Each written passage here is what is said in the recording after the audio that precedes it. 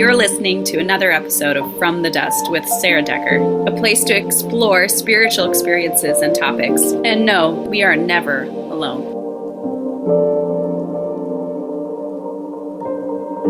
Welcome. Thank you so much for being here. I'm excited to have this conversation today. So am I, because I don't ever know where it's going to go. That's kind of the fun. I just feel like God kind of sends people, and I know it works out if it's meant to work out, and then it's beautiful to see where it goes. And that's really fun for me as well. Yeah. Yeah. So, why don't you introduce yourself? Okay. Sounds wonderful. So, my name is Lisa Lancaster, and I live in Missouri. And I was actually, I'll give a little background to how I found your podcast and how I'm here today. I was on a phone fast for 30 days, and I was fasting from social media and all of that. And my friend said that he ran across a post that said that you were looking for people on your podcast. And I was like, I can't respond, even though I'm feeling the spirit to respond because I'm on a phone fast right now and I'm not supposed to be on Facebook and all this. So then I called up Sarah and I was like, okay, this is like a 1 in a million thing that's happening right here. I'm supposed to get on this podcast and I don't even know really what I'm going to talk about, but that's how I'm here today. And so, a little bit of background. So I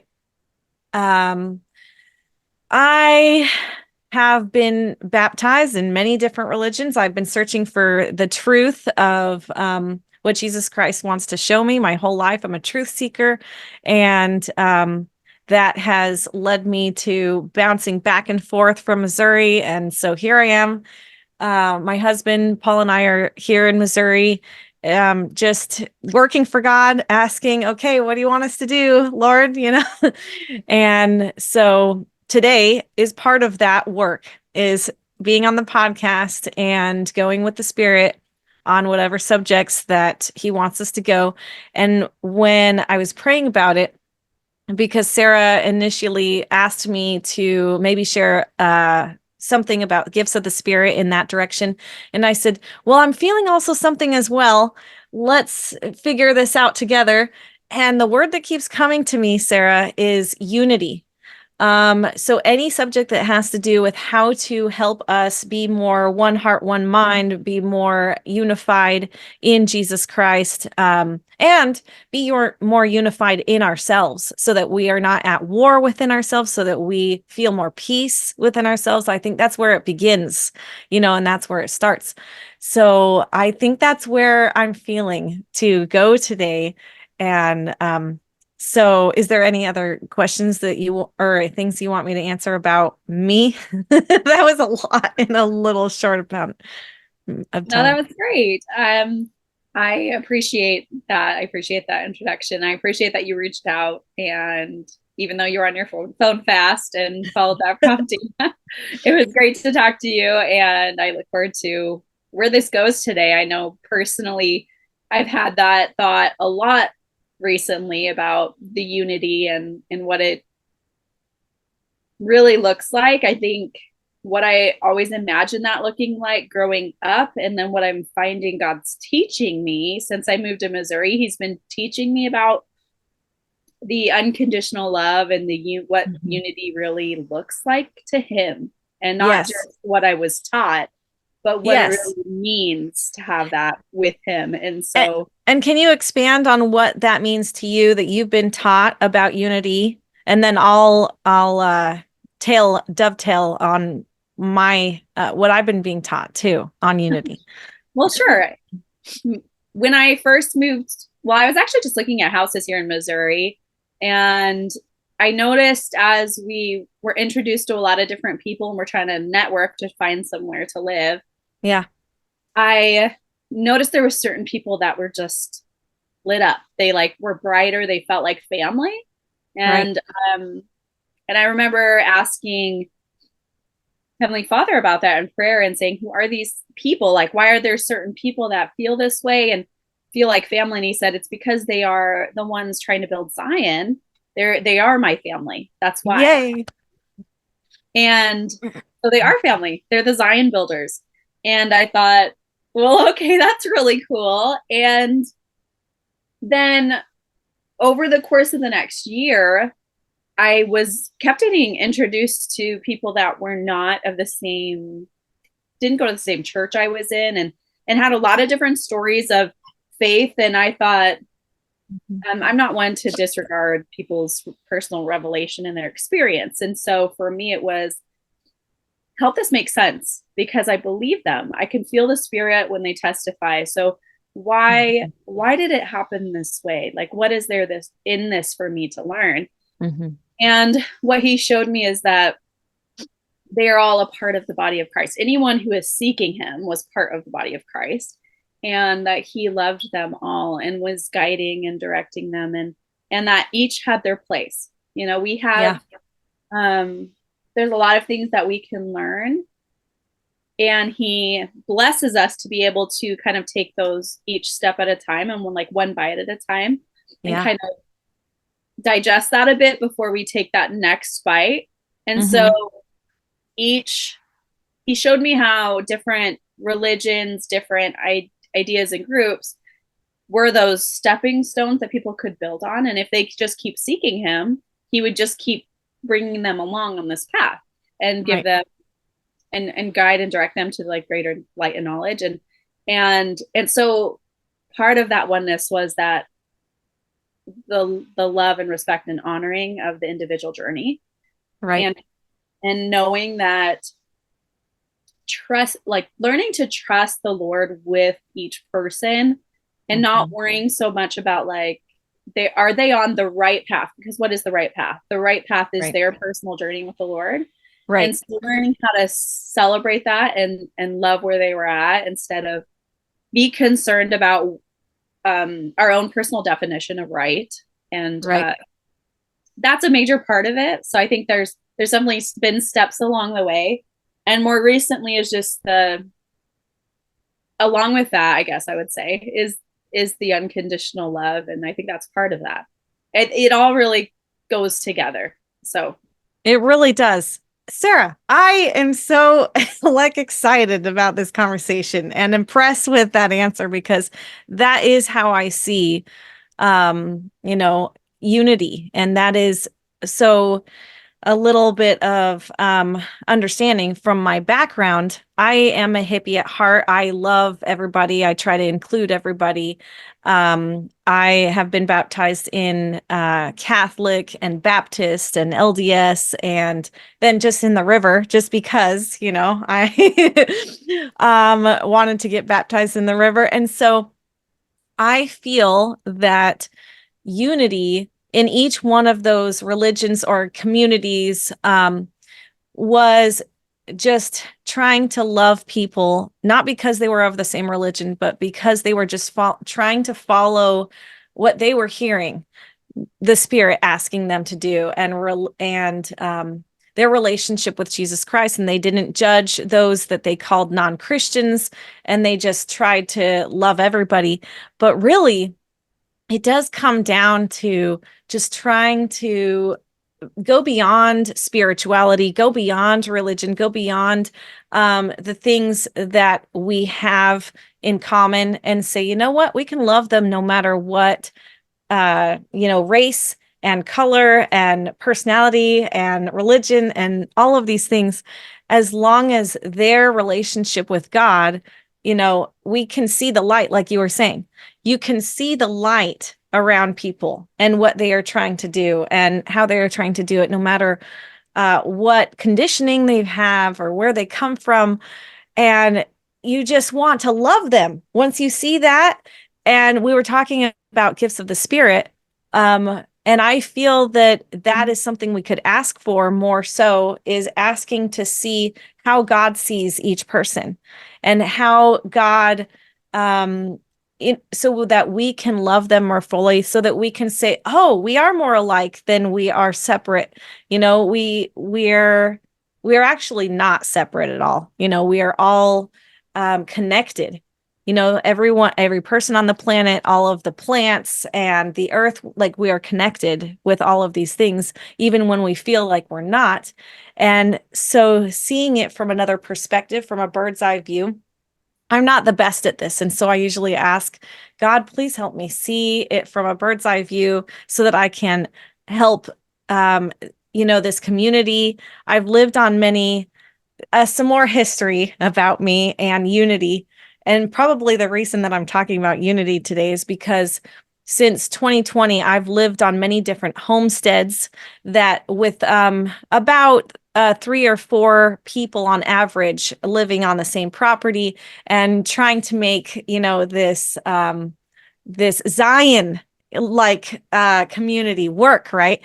And the place that I'm living now is like the most amazing, and we're trying to figure out, okay, God, what is it to be unified? What is it really to be one heart and one mind? And the conclusion that I've come to thus far, and I'm learning, and this is going to look different, I believe, for every single person on the planet, because every person has their own different sets of how they were raised, nature versus nurture and all of that. But for me personally, this is the golden nugget that I have gleaned thus far that's working for me is I have come to a point of from codependence to independence to interdependence. So what that means is I used to be dependent on my religion, right, to give me the answers. I used to be dependent on my spouse, my ex-husband and my family and friends to give me everything that I needed to be happy. And now, then I went from codependent to independent, where I didn't need any of those things, and I could do it all by myself. I didn't need any people or community or tribe. It was just God and I, that's all I needed. Just that one guy. And then I'm looking now at more interdependence, which God is like, okay, Lisa, now you have this complete trust in me. Now I want you to start trusting people. And I'm like, no, people are fallible. People are human. Like people, they're emotional. They make mistakes. Like, how can I trust them if, they're not like you, God. And he goes, okay, but this is how you really learn charity. This is how you really learn unity and forgiveness and deeper sense of love, is to take that leap of faith, like you have taken that leap of faith with me, with God. And so I'm trying to pray and be and meditate and be in constant counsel with him on which people to trust in, because that's important too. You don't want to just go out with a bum on the street necessarily, unless God tells you to trust in the bum. I don't know. And so I'm like, all right, I'm going to trust in the people that are in my homestead. And he's like, open up your heart to them and trust them and love them and forgive them. And if you feel like your heart is being crushed or that you're being triggered, then come to me, come to God, and I will heal your heart. I will give you a new heart, and then you can go and do it again. And I'm like, oh man, this is crazy. And so what he's teaching me, this is a long, answer to what is actually a simple question. But what he's teaching me is in interdependence, that I don't need to be alone. I don't need to do it alone, that he wants me. There's many scriptures where it talks about multiple people praying and uniting in the faith of God and Jesus Christ brings more miracles, brings more unity, brings more love, brings more protection, right? And so I feel that's what he's trying to teach us, is that it's not just us, one person against the world, anymore. He wants us to learn how to connect with other people, how to open our hearts, not just to God, but to other people, which most of my life, Sarah, I'm going to admit, was very scary for me to do. I didn't know how to be unified, how to connect with family and friends, because I so what I used to do is I used to keep people at arm's length, and I would just talk to their spirits, and I wouldn't even talk to the person face to face. That's how afraid that I was to trust people and open up my heart to people. And God is like, you cannot try to skip steps and go around the person and spiritually talk to their spirit just to protect your own heart. Like, that's not what you're here for, Lisa. You're here to go full on, like face your fears, because it was really just a fear, and it was really just a block inside of myself. And so once I started talking to myself and facing my own fears, and instead of just trying to go around things inside and take a shortcut, I could now be able to clearly communicate with my own heart and with myself, and feel that I am being more unified, and my body and spirit were becoming more one. Because usually my spirit was trying to escape my body and say, Lisa, your body's not safe. This world is not safe. I want to be disconnected, right? And so usually my spirit was hovering around like above my head, and I'm like, no, come back. It's safe inside my body. This world is not that bad. Don't leave me, type of thing. And so now I feel more at peace and one with myself. And after I finally figured out how to do that within me, now I'm like, okay, I can do this with another person. I can teach other people how to do this who are afraid, to figure out how to be unified and how to look after the example that Jesus Christ has given us on how to really connect with one another and really love one another and just be present with one another, and not try to be on our cell phones, because that disunifies us. A lot of social media, Facebook and texting and all of that, it disconnects us from each other. So we're not as present, we're not as unified. And God is like, hey, you got to be present. It's gonna be rough. It's gonna be triggering, and it has been very triggering to figure out how to be more unified in myself and with my husband and with the other people in my tribe. I call them my tribe here on the property, but it is worth it. It is like heaven. I'm the happiest that I've ever been.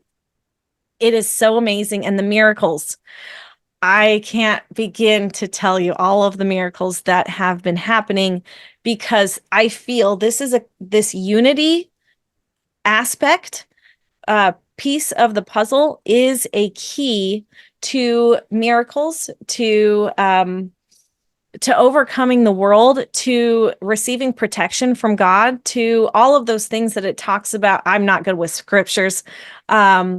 That it talks about making covenants with God, protection and priesthood and I don't know, property and all of the P words, but I'm just like, wow, this is so amazing. So unity, there's so much to this one word. And I feel to challenge anyone who's listening to this podcast by asking Jesus Christ personally and saying, how can I be more unified? What does that look like for me personally? And how can I be more unified, not only in myself and within myself, but with you, God, and also with my family and friends? And who do you want me to be more unified with? You could even ask for specific names. And you might be surprised, Sarah, at the names that come up, because I'm like, anyone but that person, right? I will be unified with anyone else on the planet but that one person you gave me. So it was a challenge, and I have learned and grown so much through that. And I'm still learning and growing through that. And so I think that great things lie ahead for all of us who are trying to be one heart and one mind and unify in Jesus Christ in that. That was beautiful.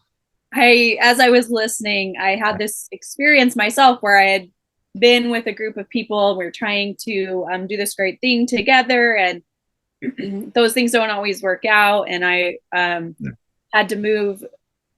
And so I was driving down the road this one day. God always tends to teach me with using nature, using something outside when I'm going for a walk or something. And this day I was driving and I had just driven this road and it was clear. It's a gravel road. And I was driving back the same way. And someone had come along with a machine to kind of cut where the grass is growing into the road and cut it Yeah. up. But they don't just like cut it up and push it out. They cut it up and it goes all over the road. It ends up being like grass and dirt mounds all over the place. Yeah. And I was driving that road and I thought, oh man, I wish they didn't have to do this or because it's just such a mess and it makes it so hard to drive on the road. Yeah. And the spirit just whispered to me in that moment that we wouldn't have the wide, clear, beautiful road without cutting back the grass. And Wow. that was the same with people. If we are not willing to work, get in the mud together, if we're not willing to get dirty, like in the sense of go through the hard things together, do the work, then we won't have our Zion. I totally agree. And I love that you brought up that you tried that with a group of people, because this is probably the third or fourth group of people that I've tried this with. You know, this isn't my first circus or merry-go-round or whatever you want to call it, because it is a constant progression, right? It is a constant changing and growth. And there's no judgment on who is trying and who has failed and who has succeeded. It is, I think, just a constant transformation, like a caterpillar into a butterfly, and it's just going to be constantly going and changing. And everyone is going to be where they're comfortable at, and they're gonna, you know, try to be more unified or not try to be more unified. It's just where they are comfortable at, and so I celebrate wherever people are at least they're trying and to be present on a daily basis. I think that's really all that God cares about, is that we're just trying to do what he's asking us to do. And so, yeah, it is constant. And that's exciting that you have experienced that, because I'm sure you've learned and grown through a lot of that. And so that's wonderful that you have that experience, Sarah. Yay. That's wonderful. Thank you. Yeah, it was definitely a learning experience. And, you know, one thing that I used to say quite a bit was if God wanted us to do it alone, and if if the people didn't matter and the relationships didn't matter, then he'd put us on an island. We'd have all our own little world. If we could do all this growing by ourselves and without caring about other people or helping other people or doing all of those things, we'd be on an island, and we're not. Right. So. Right. There's many friends and family that tell me, "Hey, I want to go live in a cave. I can't stand this anymore. It'll be so much easier." And I'm like, "Well, it might be easier, but you're not going to grow at all. You're going to stay the same exact person if you go live in a cave for the rest of your life." So, I love this life. It is like a constant changing surprise every single day. I never know what's going to happen. And I never know who I'm going to meet, like amazing people like you, Sarah, and this podcast. Hallelujah that you're doing this podcast. I think this is very needful. So I'm grateful. Thank you. Thank you. And I think I think it's a beautiful thing to be able to connect and to share our faith and our own journey. And because so many people are being asked to do so many different things if they'll just walk with the Lord, you know? And so, right. But I know from personal experience that when you first get asked to start doing some of these things, you feel like you're the only one. You don't realize there's so many other people that are truly being brought the same direction by him. And he's helping us all, really. I just feel like the more I think I'm alone, the more God tends to send people and go, you really aren't. You really, really aren't. And I'm sharing my light and greater understanding with people all around the world. Mm-hmm. So, and I wanted to share that it is hard to step out of the social norm, because like, for example, we live in the United States of America, and apparently only Hispanics live in large, only 4 or 5, only Hispanics are the ones that live all in the same property or in the same house, not, Caucasians. And so people look at us like, what are you guys doing? Why are there so many families that are living on the same property? And we're like, so we can get persecuted, apparently. I don't know. And so it's a personalized trial and growth and understanding and wisdom and learning for each person who feels to act on what God is inviting them to do. And this is apparently what God's invited my husband and I to do. And I love it.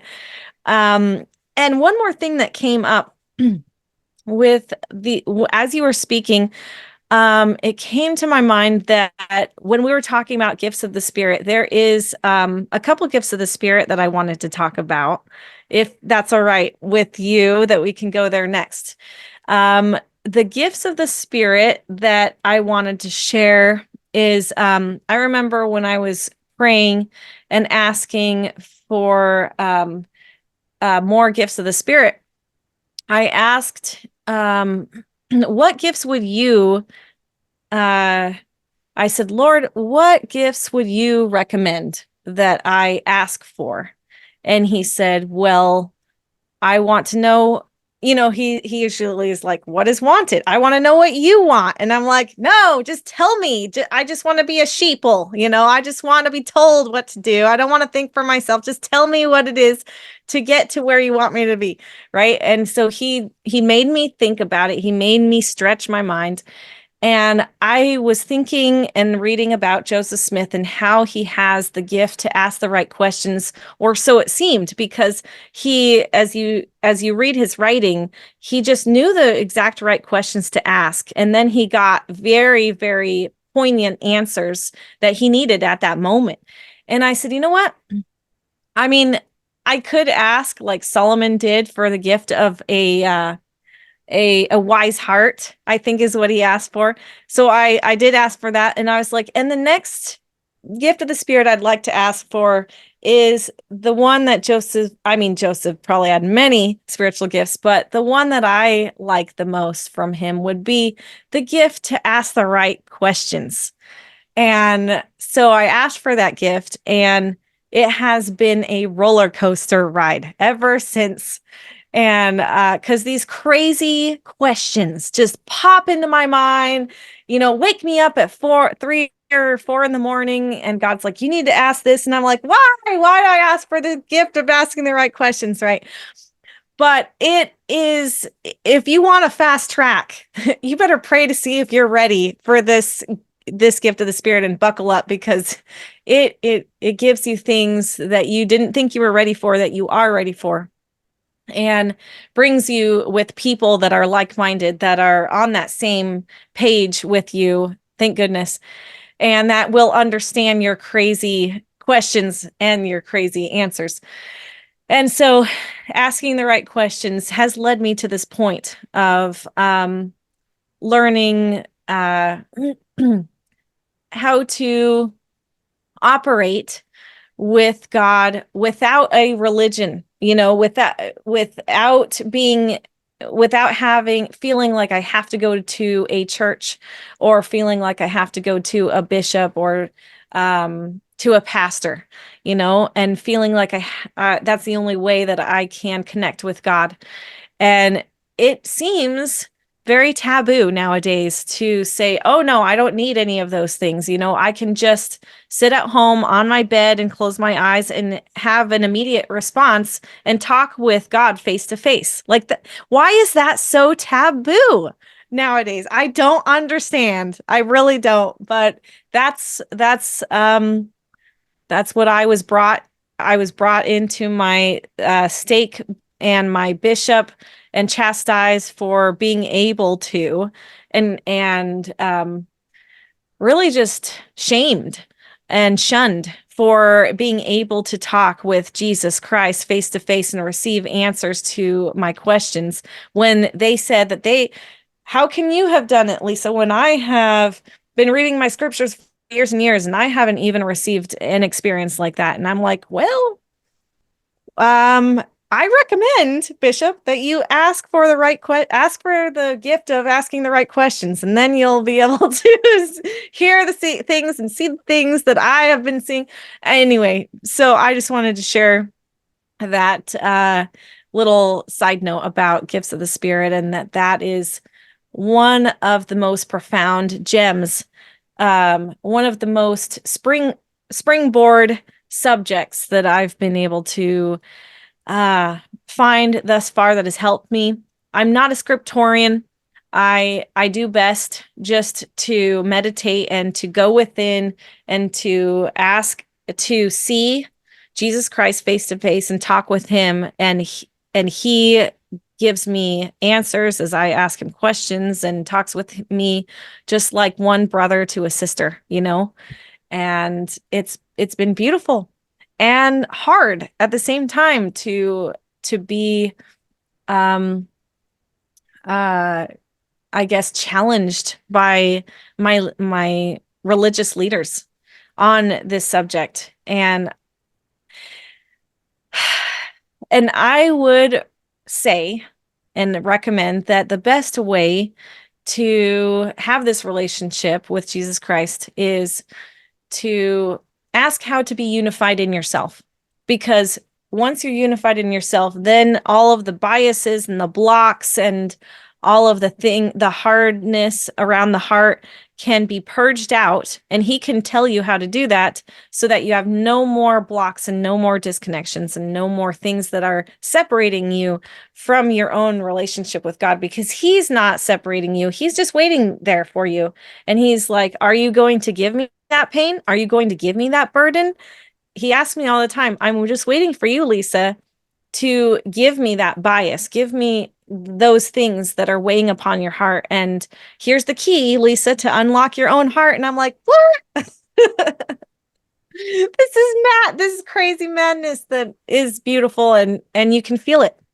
You can feel the difference. You can feel how your heart is opening and how you are connecting more with God and more with one another and more with the entire universe once you start to do these things. And it does start on that level of humbly asking and saying, you know what? I don't want there to be any separation. I don't want there to be anything between me and you. And whether that is whether you're putting your spouse or your children or your religion or your identity or anything between you and God, he wants you to take that out so that there's nothing separating you. And then the amazingness comes. The pure love comes. The connection comes. That's beautiful. I think you have a lot of things that I know I took from all of that, and there's many lessons in what you just said, and I know that's true. Really, I can just be a second witness. So it's a Thank you, beautiful. Sarah. I really appreciate that. Yeah. I think that with the unity, I'm going to go kind of back to that because I feel like in the sense that as we draw closer to Christ and as we seek him and to be taught by him, one that we finally find within ourselves the peace and the love and like the unity with others. Because I think it's easier once we're able to set aside our the hardness of our heart, set aside the Mm-hmm. world Mm-hmm. in that depth, the depths of humility that really it takes to just be ready to receive, and can help us to find that unity. One, Right. I feel like I should share this, and I don't know if I've ever shared it before on any of my podcasts, but one at the end of my marriage with my first marriage, I'm not married again, but anyways, at the end of my first marriage, I was sitting in the woods and I was crying and upset. And I was praying and I just wanted help. to understand what I could do, because I was trying to save my marriage. And I wanted eternity, right? And I didn't Mm-hmm. want to lose that. Mm-hmm. And as I was sitting there, he was like, look around. He just told me to look around. What do you see? And asked me a simple question. And I was kind of looking around. I'm like, okay, I see.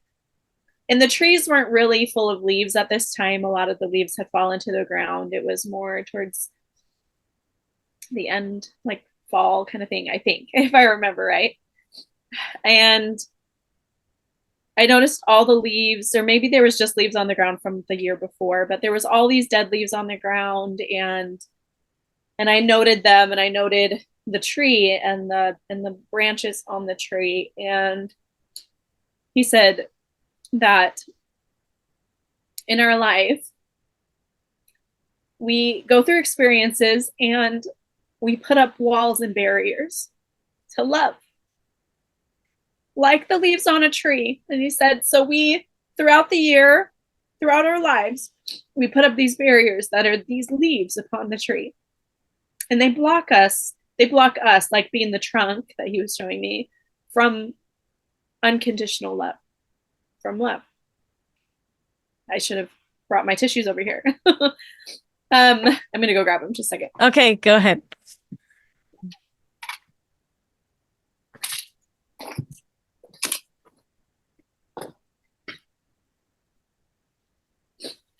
And so he was saying that, but we're meant to shed the leaves. You know, every year these leaves fall off these trees. And we too are meant to shed those barriers to love, to loving ourselves, to loving others, to loving God. Yeah. And he said, and we do that with him. And but what he taught me that day that was so beautiful is he said that, Sarah, I never have leaves. Oh. And I really understood in that moment the song, The Reckless Love of God. And it became kind of like this song I played on repeat for months after that, just thinking that the Lord never puts us up walls to loving us. He just keeps loving us. It doesn't matter what we do to him. Yeah. Because we get upset, we blame him for things, we don't understand who he is, we ignore him, you know, just totally neglect him. Yeah. And yet he never has walls. He continues to love unconditionally. And he showed me that day what that meant. And it was such a beautiful thing. And since then, he's just kept teaching me about that unconditional love and what that looks like and what that means. And I'm still very human. I think it's a lifelong quest, but I've found that as I have received it more and more and understood it more and more in my heart and desired to live that way more and more, that it is more of who I am, you know. And I think that one thing I hear a lot as I listen to other podcasts and other stuff, spiritual ones, they talk about that we are love, that we already are. We are. And so I think that I feel more like me the more I'm full of that love. Mm-hmm. I think I never really thought of it that way until just now, actually, to put it that way. But I am so much more comfortable, and I feel so much more at peace and so much more like me. The more that love is a constant part of my life, and the more I understand it and seek it. So, and I think that is the unity that I just can't, now that I can feel it, now that the Lord has shown it to me and I feel it in my life, it doesn't feel like Zion's impossible. I never understood how it was possible before. Like, how do we, and logically I thought, okay, well, I guess we could all have a different job. You know what I mean? Like, we all can do different things in Zion, and yeah, that's still applicable, but I never quite understood like how do we as our imperfect people actually get to this place? And I never really knew what that looked like. Mm-hmm. And in the last year and 2 years, before I was separated from my husband, I was really concerned that my kids would go hungry. I'm like, how am I going to provide for 7 kids? Yeah. And he promised me that they would never go hungry. Oh, And in 2.5 years, he has kept that promise abundantly. right. And he told me, I mean, probably 12 years ago at this point, he promised me that I would never have to provide for my family. I would never have to go to work to provide for my family. And I worried about that a little bit when my husband started talking about divorce. I Right. thought, oh no, what's going to happen? Like, does it change now that situation changes? And then I just thought, like, that God knew. Right. He made that promise, and he knew Right. that this divorce was a possibility. Right.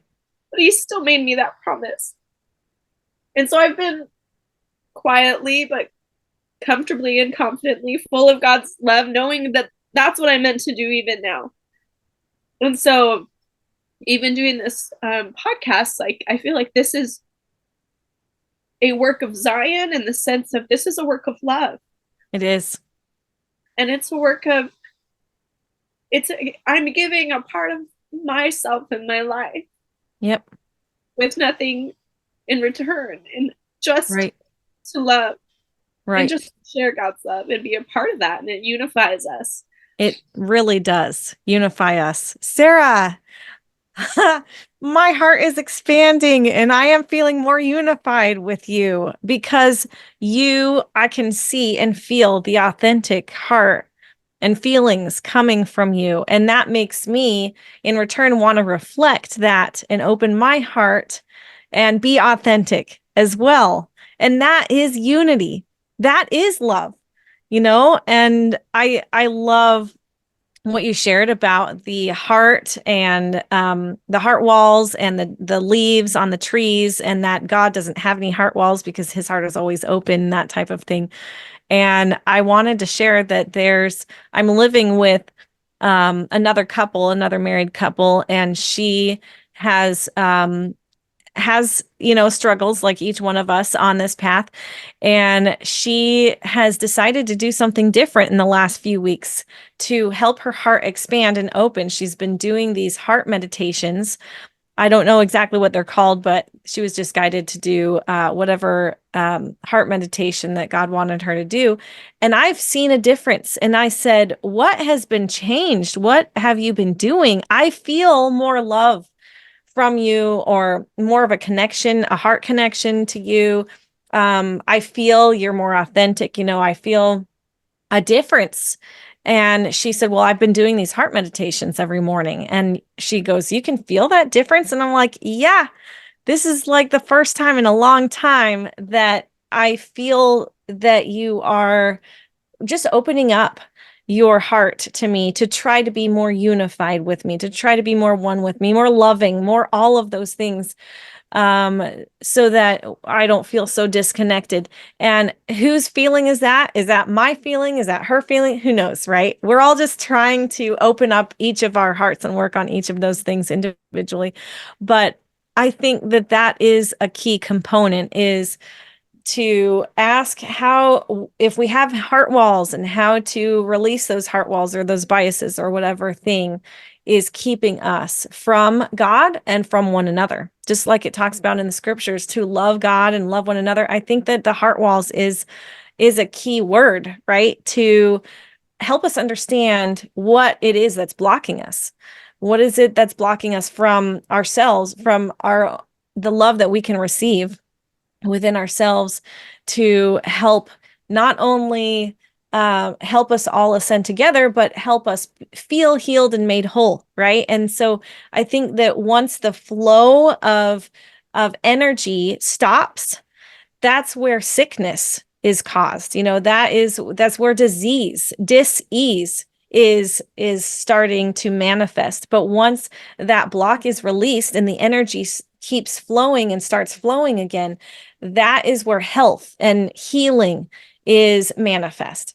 And so I'm like, wow, like this is another reason why God wants us to love God and love one another and be unified, is so that we have no sick and afflicted, among us, so that we are healed and made whole and we can help others also be a bridge um, to help bring them to that healing master, Jesus Christ, to the great physician, you know what I'm trying to say, physician, Jesus Christ. So the master physician. And I just, wow, this is such a great conversation. I do feel that unity is a very big key component to giving us another action step that we can figure out how to be more loving and how to release those heart walls and how to be more one. And Zion, I don't feel is a physical place. It is within us. That's where Zion begins, is within our own heart. Like, if you want to know the specific place inside of a person, the spiritual place, it is within your heart, you know? And so that's what I would say for this podcast, is that's where unity begins, is unifying our own heart and helping us be more one with Jesus Christ. I would agree. I would agree. And I think that as we seek that, the love of other people, there was something that I did as a teenager. Someone told me, I think it was in seminary or something, and that I took in high school. But what they suggested was that if you started finding that you were being really judgmental in any kind of way towards people around you, that when you, for like a day or for an hour or something, every person you came across, to give them their proper title. So if I saw you, I'd say Lisa, daughter of God, or just daughter of God. If I didn't actually know your name, if you were just walking past me and Yeah. I don't know you. And so I did that. And so when I started doing that in junior high, I think it was, and I did it through college, and I still do it sometimes because I think it's just a good exercise of, this person has worth, this person has value, this person adds beauty to this world and is important to God, and even though I don't know them, like he does. And it was such a beautiful thing that would help shift how I was feeling about people around me. And it helps us get out of concern over what people are thinking about us or any of that, and just seeing people for like who they are. And so I know as I got older, I would start asking to help me see people how God saw them. And that included myself. One of the really beautiful things over the last couple of years is that while I'm asking to try to love others, God's helping teach me how to love myself and how to see that beauty within myself as well, and not just out, because I was always a pretty loving person and really positive towards other people and good at seeing their positive attributes, but I was not good at necessarily doing that for myself. And so and I just think that's so lovely. He's like, thank you so much for caring. Thank you so much for loving them. Let's do that for you as well. And as we seek to do that, that's where that Zion really begins. Mm-hmm. Mm-hmm. Because when we've got that kind of love, then how do we walk past a homeless person, or how do we leave people with nothing? How do we be selfish and have so much when we know someone has so little? Right. And it's a thing of love. It's a thing of unity. Yeah. And it's a thing of beauty. Yeah. And so I think that as we work on that, on our hearts, and keep go inward and look up. That's Yep. really how we get there. Wow, Sarah, that is very beautiful because I feel that that is exactly the adversary tries to tell us that we're not good enough, that we're not beautiful and loved, and we're not a child of God, right? And so when we hear those things, we know it's not from God. But I think that God wants us to hear and remind ourselves and empower ourselves that we are a son and daughter of God. And so um, the biggest thing that I have tried, the false belief that I have tried to overcome my whole life is that I'm not enough. And so he asked me to get a crown. This isn't my crown, but this is one crown. And he asked me to wear my crown like for 24 hours, like about, I don't know, 5 or 10 days out of the year for a couple years. And it was embarrassing because I had to go places. I had to go grocery shopping with this crown on to remind myself that I am, dang it, you know, don't you forget it, Lisa, you know? And so I had to look at myself in the mirror with the crown and tell myself, words of affirmations.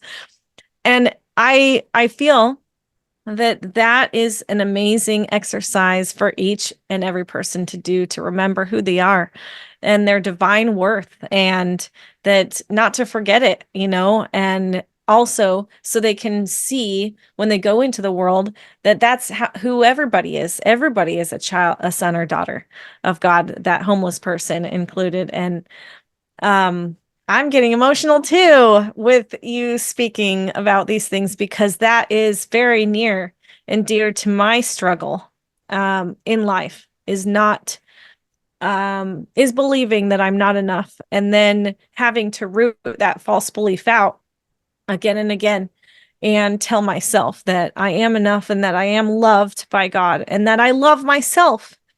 And that's hard to say, for a lot of authentically, really truly say in this world.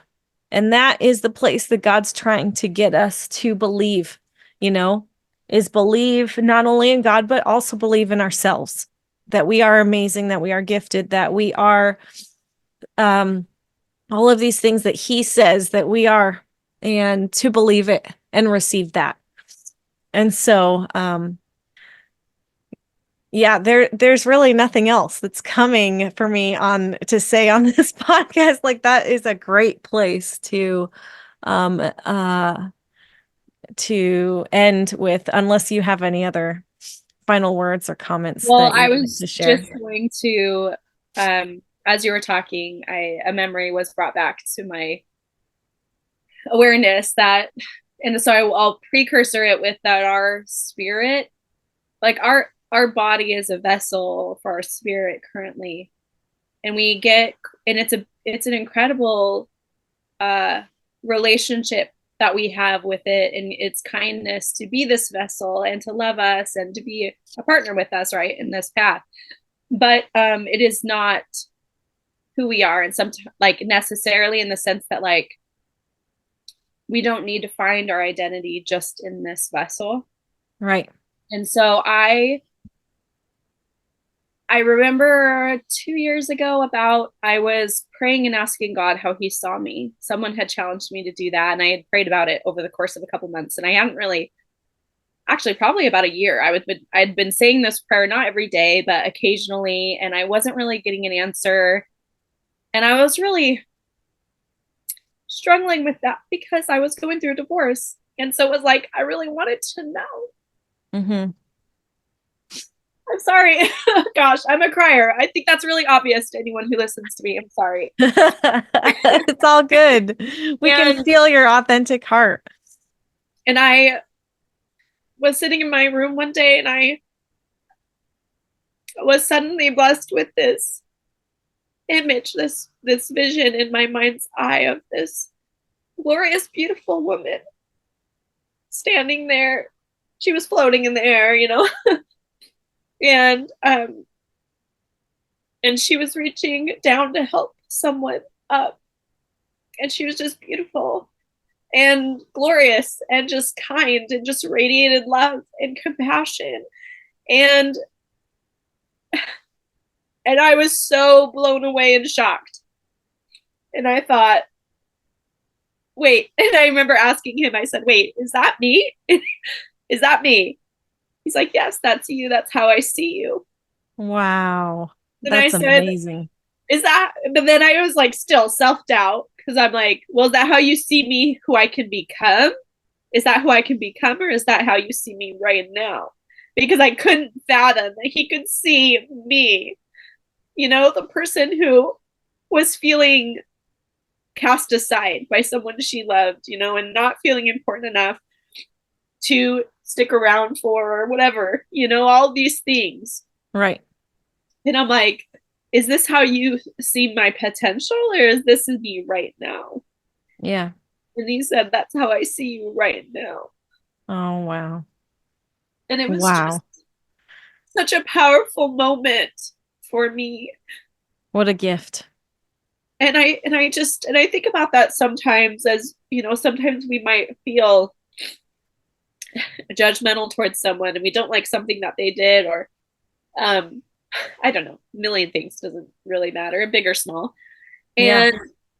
And I think about that sometimes, and I think about, not about me, I think about them, and I think about what's their truth, what's their story. Like I was blessed to see me the way God saw me, but they have that too Mm-hmm. inside of them, Yes. and what's their truth. Mm-hmm. And I know it's beautiful. I know it's glorious beyond their comprehension. I know it was for me. Yeah.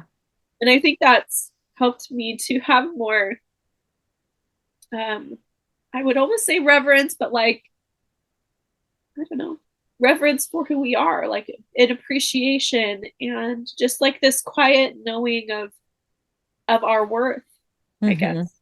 Mm-hmm.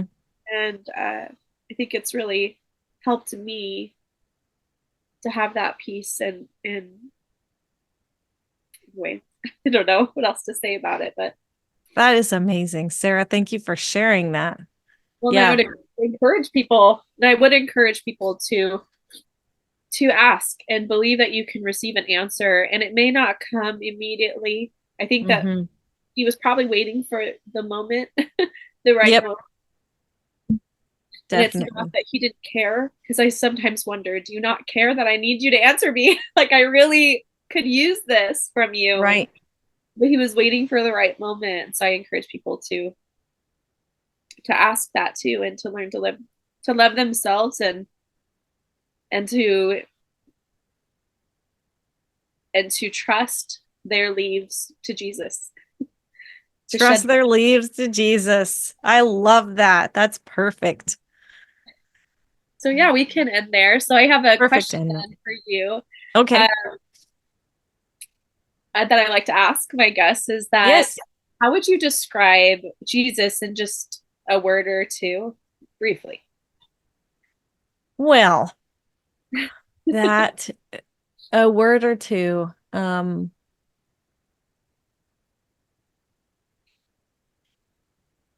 would describe Jesus, me personally, as a fullness of joy. I think I probably would describe him that way because that is my ultimate bliss. That's my ultimate enlightenment. That's the place that I would like to ascend to accomplish, to get to feel complete peace and happiness and healing and wholeness, is a fullness of joy. And I've experienced that from time to time. Um, I have experienced love in a slightly different way. I feel that I don't have like a huge, deep understanding of love. Like some people love so deeply, that it's almost painful. But how I feel Jesus and see him and hear him is complete joy, childlike joy. And that's probably because he's reflecting part of my personality, which is childlike joy. And so that is what I would say in a few words or a key phrase. for me. That's great. And how can people find you and connect with you? Well, they could connect with me on Facebook, Lisa Lancaster. Am I friends with you on Facebook yet, Sarah?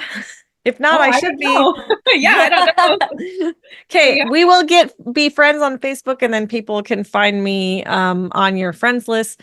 And I don't have a website. My husband has a website. He is kind of like Avraham Gileadi, where he studied Isaiah and Hebrew for like about 10 years and put it all together and made videos and stuff on his website. And so that website is greaterlight.net.